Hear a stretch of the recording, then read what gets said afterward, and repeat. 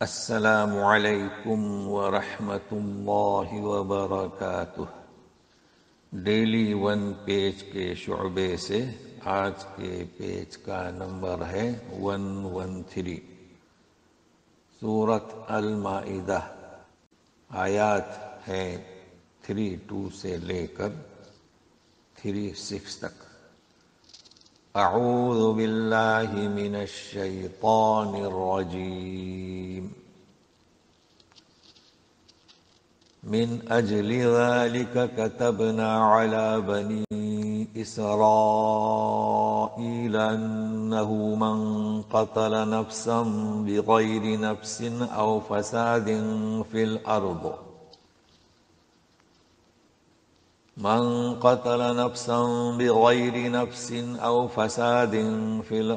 فكأنما قتل الناس جميعا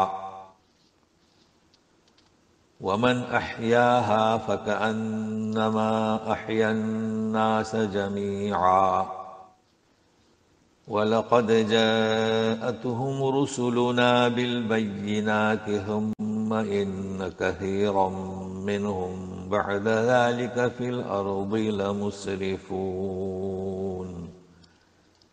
اس وجہ سے، ذالک یعنی اس واقعے کی وجہ سے جو قتل کا واقعہ پیش آیا۔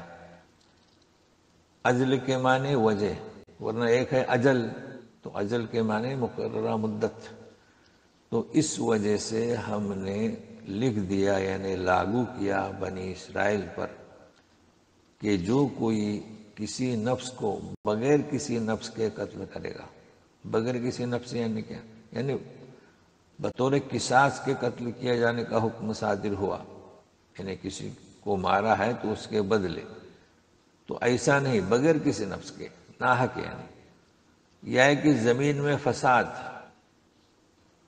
مچانے کے بغیر، یعنی اگر کوئی شخص زمین میں فساد مچاتا ہے تو اس کے بدلے قتل کیا جائے، تو یہ دونوں چیزیں نہیں ہیں۔ اور کسی کو ناحق قتل کرے تو جیسے کہ اس نے سارے لوگوں کا قتل کیا، اور جس نے زندہ چھوڑ دیا، زندہ رکھا سے مراد کیا؟ اسے قتل نہیں کیا بلکہ اسے زندہ رہنے دیا، اس کے لیے کچھ مشکلیں نہیں پیدا کر دی، تو گویا کہ اس نے سارے لوگوں کو زندہ رکھا۔ تو یہ ایک بات ہے، جو ہے اسلوب ہے سمجھانے کا کہ کسی کو قتل کرنا اور کسی کو قتل نہ کرنا، تو کسی کو زندگی بخشنا، کسی کو زندہ رکھنا، باقی حیات موت یہ تو اللہ کے ہاتھ میں ہے، لیکن انسان بھی تو مارتا ہے نا کسے۔ اچھا، اب مزید بیان کیا جا رہا ہے کہ تحقیق کے آئے ان کے پاس ہمارے بہت سارے رسول، اس لیے کہ رسول جمع رسول کی، واضح دلائل لے کر، اس کے باوجود بھی ان میں سے بہت سارے زمین میں حد سے تجاوز کرتے رہے، لمسرفون یعنی بنی اسرائیل۔ تو انہوں نے تجاوز کیا کیا؟ یہاں دیکھیے کیا حکم دیا گیا ہے کہ ناحق کسی کو قتل نہ کرو، ورنہ ایسا ہے جیسے سارے لوگوں کو قتل کیا۔ تو اس کے باوجود بھی انہوں نے حد سے تجاوز یہ کیا کہ بعض نبیوں کو بھی قتل کر ڈالا، اور لوگوں میں بھی خون ریزی کی، ناحق جنگ کرتے تھے۔ اس کا ذکر ہے۔ اب اگلی آیت سنیے کہ سزا کیا جو ناحق کسی کو قتل کرے۔ انما جزاء الذين يحاربون الله ورسوله ويسعون في الارض فسادا ان يقتلوا او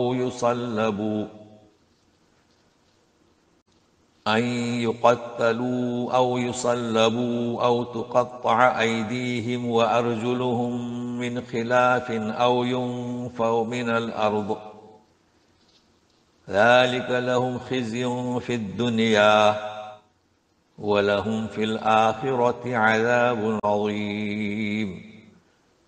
سزا جو لڑے اللہ اس کے رسول سے اور زمین میں فساد مچانے کی کوشش کریں، تو سزا کیا؟ یعنی ان یقتلوا، کہ انہیں قتل کیا جائے یا سولی پر چڑھایا جائے، یا کہ مخالف سمت ہاتھ اور پیر کاٹے جائیں، یعنی دائنا ہاتھ تو بایاں پیر، بایاں ہاتھ تو داہنا پیر، اس طریقے سے من خلاف. یا ینفو، یہ نفی سے یعنی جلا وطن کیا جائے.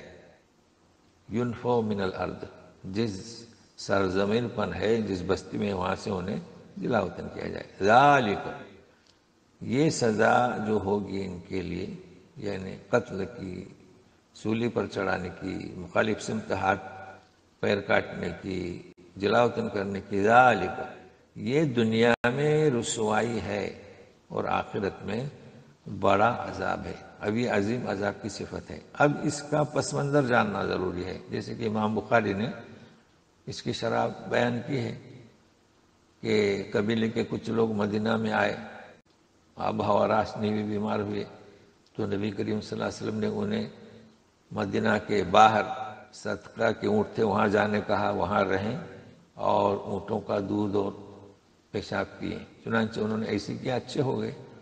مگر کیا کیا؟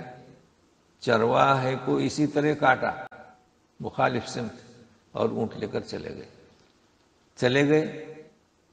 نبی کریم صلی اللہ علیہ وسلم کو خبر ہوئی تو پیچھے دوڑایا، صحابہ کو پیچھے لگوایا اور انہیں گرفتار کر کے لایا. تو ان کے بارے میں یہ حکم ہے. تو اکثر ایسا ہوتا ہے کہ کسی بھی آیت کو سمجھنے کے لیے اس کا پس منظر جاننا ضروری ہوتا ہے. تو ان کی یہ سزا ہے کیونکہ انہوں نے ایسے کیا تھا. لیکن پھر بھی اللہ تعالیٰ کی رحمت دیکھے، کرم دیکھے کہ ایسے لوگوں کے لیے معافی کا کیا طریقہ ہے. تو سنیے، إِلَّا الَّذِينَ تَابُوا مِن قَبْلِ أَن تَقْدِرُوا عَلَيْهِمْ فَاعْلَمُوا أَنَّ اللَّهَ غَفُورٌ رَحِيمٌ. ہاں، سوائے اس کے کہ جو لوگ توبہ کریں قبل اس کے کہ تم ان کی گرفت کرو. ان تقدروا علیہم، یعنی تمہاری گرفت میں آنے سے پہلے وہ رجوع کریں اور آئیں تو ان کو معافی ہے. تو جانو کہ اللہ تعالیٰ کیسے ہے، غفور اور رحیم ہے. یہ اللہ تعالیٰ کے رحمت، صفت رحمت، رحیمیت، رحمانیت کا تقاضا ہے. یا ایہا الذین آمنوا اتقوا اللہ وابتغوا الیہ الوسیلہ. یا ایہا الذین آمنوا اتقوا اللہ وابتغوا الیہ الوسیلہ. بہت اہم آیت ہے یہ، سمجھنے کی آج. یا ایہا الذین آمنوا اتقوا اللہ وابتغوا الیہ الوسیلہ وجاہدوا فی سبیلہ لعلکم تفلحون. اے ایمان والو، اللہ کا تقوی اختیار کرو اور اس کی طرف قرب حاصل کرو. اب یہ لفظ وسیلہ ہے، تو وسیلے عربی کے معنی کیا ہوتے ہیں؟ کسی عمل سے، کسی نیک کام سے، چاہے عمل قولی ہو، فعلی ہو، خیر خیرات کا ہو، نماز کا ہو، والدین کی اطاعت کا ہو، کوئی بھی عمل ہو، تو دعا مانگتے ہو یوں کہا جائے کہ اے اللہ، یہ تیری خاطر میں نے اس عمل کو اپنایا، تیری خاطر میں اس گناہ سے بچا. تو اللہ کا قرب حاصل کرو، یہ ہے مراد. تو ظاہر ہے کہ اس کے ذریعے سے تم اب اللہ کا قرب حاصل کرو گے، اس لیے کہ ایک گناہ سے تم نے اجتناب کیا، بچے صرف اللہ کا کے خوف کے خاطر، یہ ہے کہ ایک عمل کرتے رہے صرف اللہ کی رضا کے لیے، یہ ہے قرب. اچھا، اب ہمارے یہاں جو معنی لیتے ہیں وسیلے اولیاء کے، تو انہیں کہیے کہ آگے کیا ہے، وَجَاهِدُوا فِي سَبِيلِهِ، کہ اس کی راہ میں جد و جہد کرو، کوشش کرتے رہو. یہ جملہ نہیں ہوتا. اگر وسیلہ کا وہ معنی ہوتا جو لوگوں نے لیا ہے، تصور کیا ہے کہ ولی کا وسیلہ پکڑو بس کافی ہے، تو پھر یہ کیا؟ یہ آیت ہی خود بتلا رہی ہے کہ اس کے معنی کے قرب حاصل کرو اعمال کا، اور کوشش کرتے رہو اس کی راہ میں تاکہ تم فلاح کو پہنچ جاؤ. یہ اس کا مفہوم ہے. تو بتائیں اپنے بھائیوں کو، دوست احباب کو، کیونکہ قرآن کی آیت سے بتائیں گے تو قرآن کی آیت ایسی ہے کہ دل پر اثر کر جاتی ہے.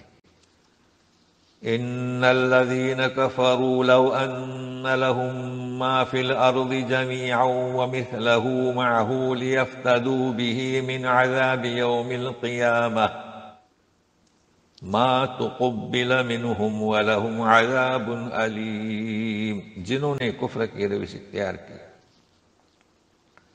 اگر ان کے پاس جو کچھ زمین میں ہے سارا کے سارا ما فی الارض اور اس کے جیسا بھی اس کے ساتھ ہے، تاکہ فدیے میں دے دے قیامت کے دن کے عذاب کے بدلے، قبول نہیں کیا جائے گا، ان کے لیے دردناک عذاب ہے۔ اب یہاں ایک تمثیل سے، ایک مثال سے سمجھایا جا رہا ہے، ورنہ قیامت کے دن اس کے پاس جو کچھ دنیا میں ہے سارا اور اس کے جیسا اور بھی کہاں سے ہوگا، نہیں ہوگا، مگر قیامت کے دن کی ہولنا کی اور اہمیت بتلا یعنی کہ اتنا مال و دولت بھی اس کے پاس ہو اور فدیہ میں دینا چاہے تو وہاں پر فدیہ قبول نہیں کیا جائے گا، بلکہ خسران، خسارہ، دردناک عذاب۔